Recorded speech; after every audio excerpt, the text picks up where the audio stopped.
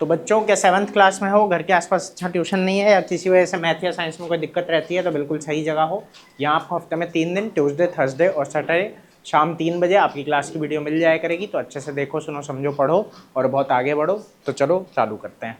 ये मैंने टेस्ट लिया था एक छोटा सा, ठीक है, जिसमें बहुत अच्छा तो नहीं किया बच्चों ने, ठीक है। तो एक बार मैं इन्हें भी समझा देता हूँ और आप लोगों को भी समझा देता हूँ, ठीक है। और एक बात है कि मेरे बताने से पहले एक काम करो, वीडियो को पॉज करके ये टेस्ट आप भी दे के देखो कि आपका कितना मतलब हो पा रहा है, नहीं हो पा रहा आपसे, ठीक है। तो आप भी ये टेस्ट करना, ठीक है। मैं एक सेकंड हट जाता हूँ, ठीक है। ये क्वेश्चंस आपको दिख रहे होंगे, ये क्वेश्चंस आपको करने हैं, ठीक है। चलो फिलहाल आगे चलते हैं, बाकी मैं समझा देता हूँ अब। कहता है right a positive and a negative integer, है ना। एक पॉजिटिव और नेगेटिव इंटीजर लिखो जिसका सम कितना है बेटा, -5, है ना। हमें एक पॉजिटिव और एक नेगेटिव इंटीजर चाहिए जिसका सम कितना आना चाहिए। पहला क्वेश्चन में क्या है, तुम्हारा सम आना चाहिए -5, -5 आना चाहिए, है ना। तो और बीच में क्या है, यहाँ पे प्लस है। तो बस दो इंटीजर ऐसे चुन लो जिनका डिफरेंस क्या है, -5, मतलब 5 हो, ठीक है। और बड़े पे माइनस का साइन लगा दो, बड़े पे माइनस का साइन लगा दो, ठीक है। जैसे 8 - 3 क्या होता है, 5 होता है ना। तो बस तुम्हें क्या करना है, बड़े वाले पे माइनस लगा देना है, मतलब -8 और प्लस में क्या रहेगा, 3, ठीक है। तो इसका आंसर क्या बना, -8 एंड 3, -8 एंड 3। समझ में आई बात। क्योंकि जब सॉल्व करोगे तो -5 आएगा ना, -8 और 3 को जोड़ोगे तो यही आएगा। समझ आई बात। उसके बाद बी पार्ट पे आते हैं। फर्स्ट का बी है, इसमें क्या बोल रहा है, सम इज 5। अब यहाँ सम क्या आ रहा है बेटा, 5 आ रहा है। सम क्या आ रहा है, 5। कुछ नहीं, सेम चीज है, बस यहाँ पे माइनस का साइन बदल दोगे, माइनस का साइन बदल दोगे कि 3 पे माइनस लगा दो, ठीक है, और 8 को प्लस में रहने दो, 8 को प्लस में रहने दो। समझ में आई बात। तो इसका आंसर हो जाएगा तुम्हारा -3 एंड 8। आसान है, ठीक है। आगे देखो, वो देखो क्या चाहिए। अच्छा, खांस रहे थे पीछे घूम के, ये भी ठीक।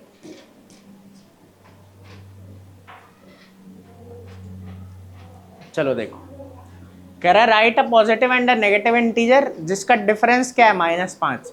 मतलब अब क्या है कि हमें चाहिए कि माइनस करके क्या है, -5 आए, -5। यहां आपको सोचना पड़ेगा किसे प्लस ले किसे माइनस। अब जरा समझना, अगर आप यहां पे माइनस ले लोगे, इसको ऐसे समझो कि अगर मैं यहां माइनस ले लूंगा तो ये माइनस माइनस प्लस हो जाएगा, और वो वाला मुझे प्लस ही लेना पड़ेगा क्योंकि एक नेगेटिव और एक पॉजिटिव होना चाहिए। मतलब मैं ये वाले को माइनस नहीं लूंगा, ये वाले को माइनस नहीं लूंगा, मैं यहाँ वाले को माइनस लूंगा, यहाँ वाले को माइनस लूंगा, और यहाँ वाला मुझे क्या लेना पड़ेगा, प्लस। ऐसे सोचना है सबसे पहली बात। अब देखो ये माइनस प्लस क्या होता है, माइनस, और माइनस माइनस प्लस, मतलब दो ऐसे नंबर चाहिए जिन्हें प्लस करके क्या है बेटा, 5 आए, जिन्हें प्लस करके 5 आए। तो 3 और 2 ले लेते हैं, तो यहाँ हो जाएगा -3 और यहाँ हो जाएगा +2।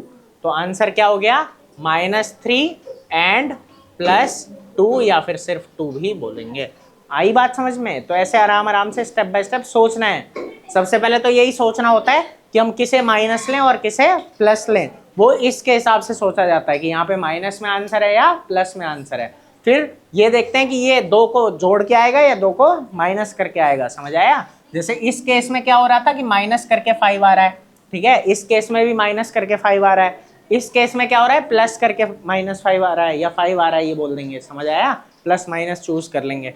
अगला देखो डी पार्ट, ठीक है। ये बहुत आराम आराम से तुमको पढ़ाया था।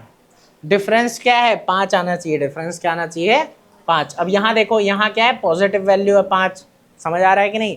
तो यहाँ भी वही बात हो गई कि अगर आप इसे नेगेटिव लोगे और उसे क्या लोगे, पॉजिटिव। समझ आ रहा है कि नहीं। तो ठीक है, यहाँ काम चल जाएगा क्योंकि माइनस माइनस क्या हो जाएगा, प्लस, है ना। तो यहाँ पे बिल्कुल वो चीज़ सही बैठ सकती है, ठीक है। तो वो कर सकते हैं हम बहुत प्यार से, कोई दिक्कत नहीं है। तो यहाँ पे क्या लोगे, माइनस का मान लो यही ले लेते हैं तुम्हारा 2, और यहाँ पे ये प्लस का 3, ठीक है। तो ये माइनस माइनस क्या हो जाएगा, +3 और 2 5। तो आंसर क्या आया, 3 एंड -2। समझ में आई बात। ये चारों क्वेश्चन आ गए सबसे पहले तो। अब जरा आगे चलते हैं। ये पहला हो गया। अब आता है दूसरा क्वेश्चन। ये दूसरा क्वेश्चन आसान था। एक तरीका मैंने बताया था, एक तरीका स्कूल में सिखाया जाता है, दोनों बता देता हूँ, ठीक है? दोनों सही है, जो समझ आ जाए उससे कर लेना एटलीस्ट टेस्ट में पहले। समझ आया कि नहीं? देखो पहला क्वेश्चन क्या है, 0.5, दूसरे का पहला है 0.5 डिवाइडेड बाय 0.25, ये है ना। देखो ये क्या है ना, 0.5 को आप ऊपर लिखोगे, 0.25 को आप नीचे लिखोगे, ठीक है? फिर एक तरीका है बहुत सिंपल सा, वो तरीका ये है, ये नीचे का डेसिमल हटा दो, नीचे का डेसिमल हटा दो। जब हटाओगे तो यहाँ कितने डिजिट है, 2, तो ऊपर का डेसिमल 2 आगे खिसकेगा। कितना आगे खिसकेगा, 2। यहाँ एक ही डिजिट है तो एक अपनी मर्जी से लगा लोगे, एक अपनी मर्जी से लगा लोगे। और फिर जब डेसिमल 2 आगे खिसकेगा तो ये बन जाएगा 50/25, 50 समझ आई बात कि नहीं आई? ठीक है, जब ऊपर नीचे दोनों डेसिमल हो तो नीचे का हटा के ऊपर वाले डेसिमल को आगे खिसका दो।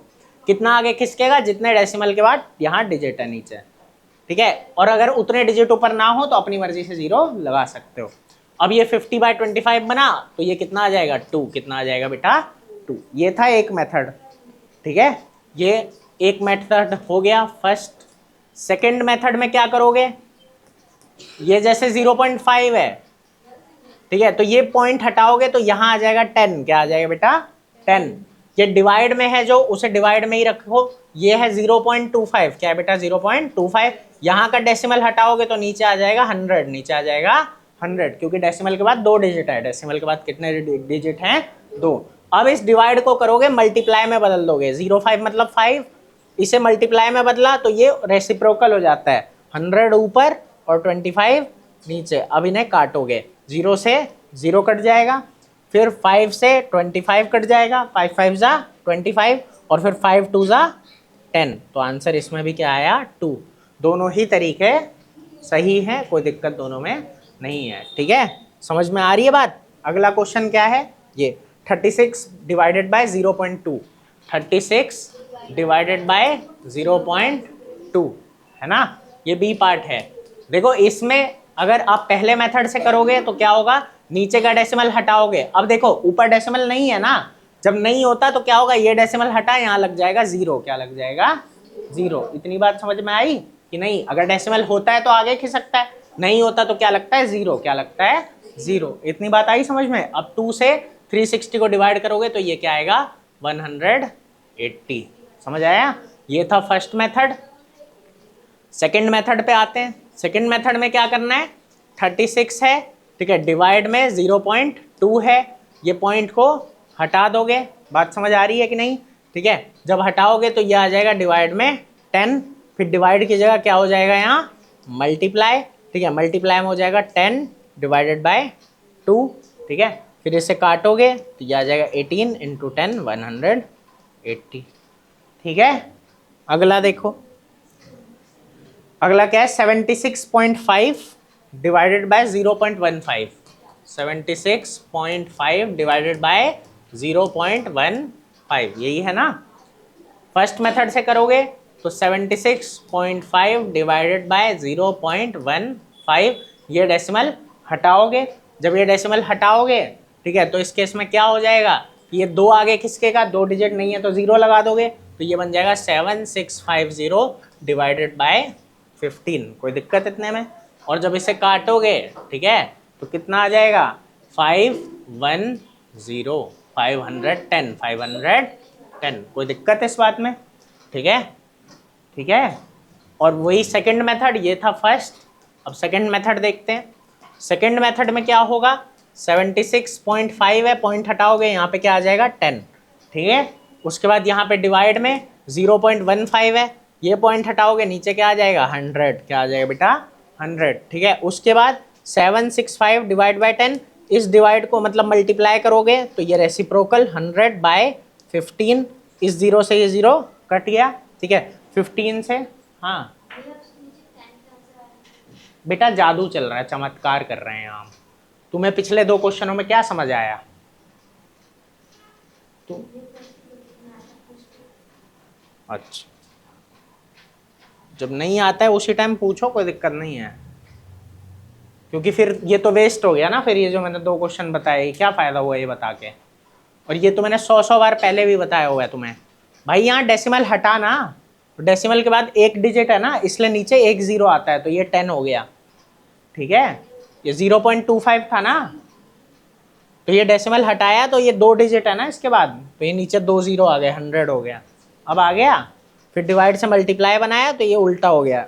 अब ठीक है, और किसी को तो ऐसा नहीं है, डाउट है, पूछ लो अभी, फिर पता लगे 4 क्वेश्चन पढ़ा दूंगा उसके बाद पूछोगे, फिर क्या फायदा है उस वक्त पूछ के भी।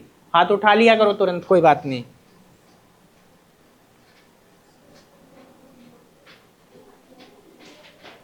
ये देखो अब आया बेटा, ये 76.5 है ना, ये पॉइंट हटाया तो 10 लगा, ये 0.15 था, पॉइंट हटाया तो नीचे 2 जीरो आ गए। इसके बाद रेसिप्रोकल, अब ये 15 से इसको काटोगे, ठीक है, तो ये तुम्हारा आएगा 51, तो ये आ गया 510। ठीक है, अगला क्या है, ये 37.8 और डिवाइडेड बाय 1.4, डी पार्ट क्या है 37.8।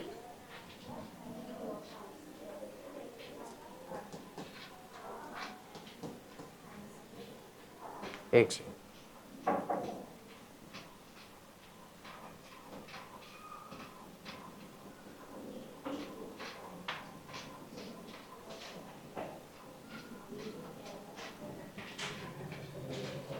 देखो, यहां भी वही फर्स्ट मेथड से करोगे, ठीक है। हाँ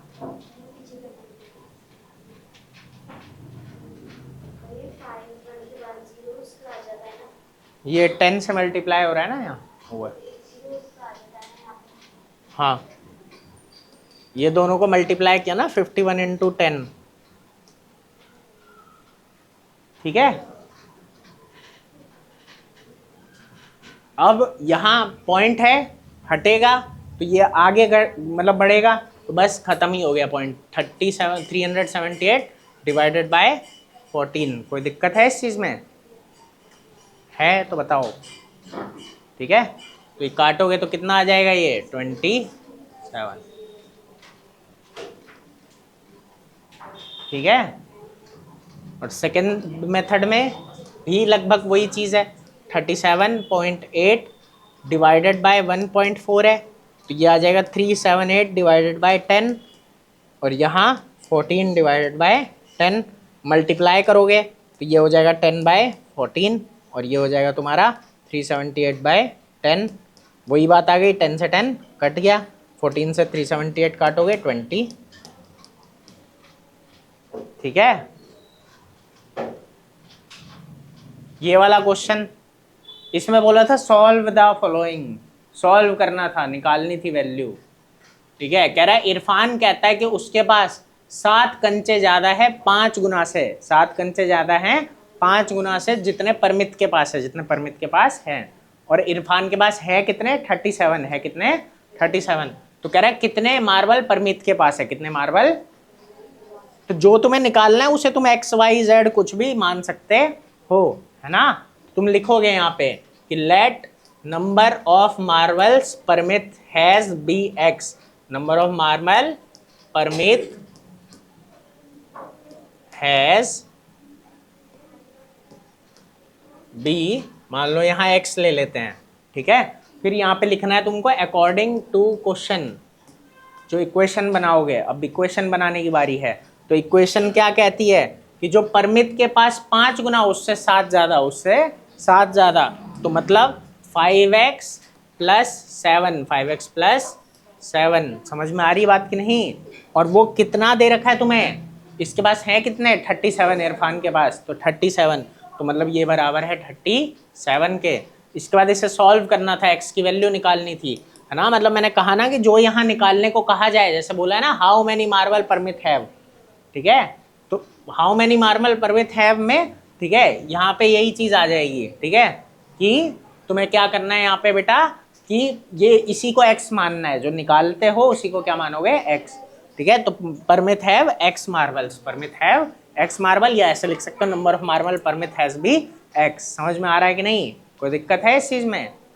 अब इधर देखो 37 माइनस 7, ये कितना आएगा 30, कितना आएगा बेटा 30, ठीक है। ये प्लस वाला वहाँ जाके माइनस होता है और फिर ये मल्टीप्लाई वाला यहाँ जाके डिवाइड, ऐसा पढ़ते हो ना। तो x बराबर 6, मतलब उसके पास कितने कंचे हैं 6, कितने कंचे हैं बेटा। हाँ, क्या नहीं समझ आया ये बेटा, ये क्वेश्चन में दिया है ना कि परमित के पास जितने हैं उसके 5 गुना से 7 ज्यादा इरफान के पास है। इतनी बात समझ आ रही है कि नहीं? तुमने पूरे चैप्टर में यही तो किया था ना सिंपल इक्वेशन में, कि ये इक्वेशन बनाई थी, हाँ या ना। कह रहा है 5 गुना से 7 ज्यादा, तो ऐसे ही लिखोगे ना कि 5 गुना से 7 ज्यादा, और वो है कितना 37।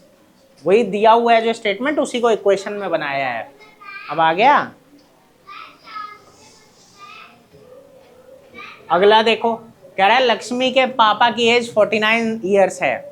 कह रहा है वो 4 साल बड़े हैं 3 गुना से, 4 साल बड़े हैं 3 गुना से। निकालना क्या है लक्ष्मी की एज, तो इस लक्ष्मी की एज को ही क्या मानोगे XYZ, जो भी मानना है। समझ आया कि नहीं? तो ये लो लिखते हैं कि let Lakshmi's age, let Lakshmi's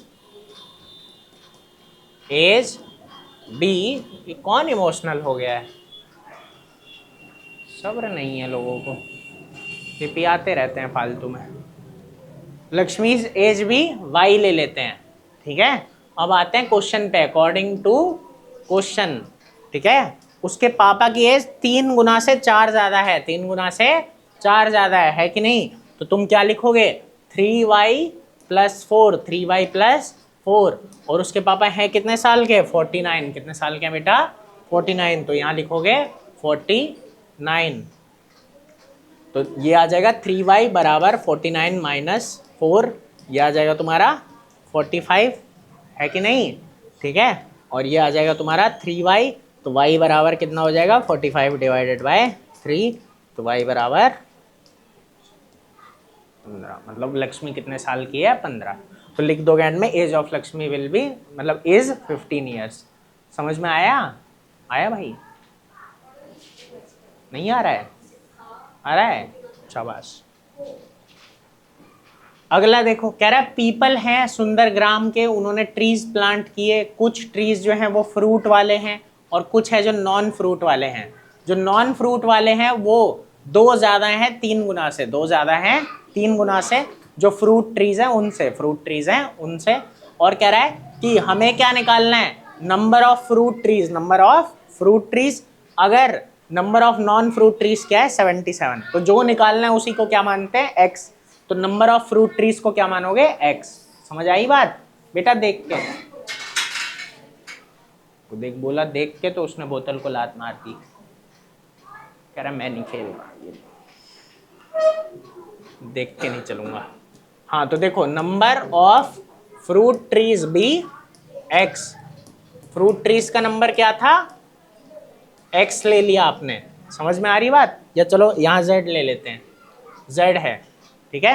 अब फिर वही बात आएगी अकॉर्डिंग टू क्वेश्चन, है ना। क्वेश्चन क्या कहता है कि जो नॉन प्लांटेड वाले हैं, ठीक है, वो क्या है, मतलब सॉरी नॉन फ्रूट है, ठीक है, वो क्या है 2 ज्यादा 3 गुना से, 2 ज्यादा 3 गुना से।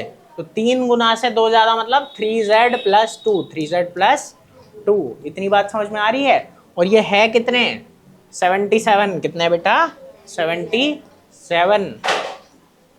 तो अब 3z बराबर क्या हो जाएगा 77 - 2, तो ये कितना आएगा 75।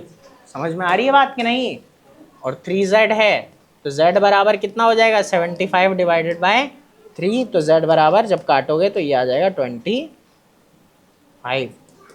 ठीक है। मतलब फ्रूट वाले कितने हैं 25। आई बात समझ में? हो गया टेस्ट पूरा, जरा सा टेस्ट था। अभी भी किसी को कोई डाउट हो तो पूछ लेना, लेकिन अगली बार सही कर लेना, ठीक है। और ये ऐसे करना है क्वेश्चन, ठीक है। बस आज के लिए इतना ही, अभी आगे नहीं पढ़ा रहा, इसको प्रैक्टिस करो पहले अच्छे से घर से सारे, ठीक है, उसके बाद बात करते हैं।